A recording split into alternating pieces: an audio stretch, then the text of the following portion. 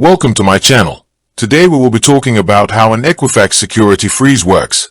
A security freeze, sometimes called a credit freeze, is a free tool that restricts access to your Equifax credit report, making it much harder for identity thieves to open new accounts in your name.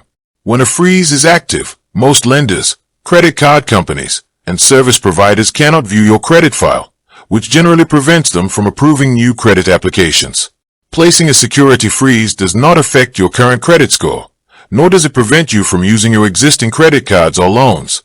It also will not stop you from checking your own credit report, or stop existing creditors and debt collectors from viewing your file. To set up a security freeze, you can contact Equifax online, by phone, or by mail.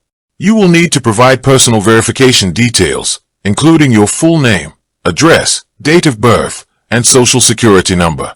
Once your request is processed, Equifax will place the freeze on your file and provide you with a unique personal identification number or password.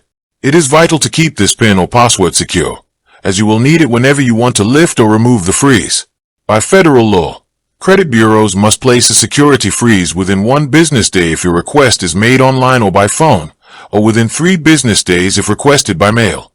If you need to apply for a loan, a mortgage, or a new job that requires a credit check, you can temporarily lift or permanently remove the freeze. A temporary lift, often called a thaw, can be set for a specific period of time or for a specific creditor.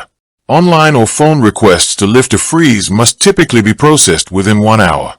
With that being said, thank you for watching. For more finance videos, kindly check my page. Please like, share, comment and subscribe to my channel.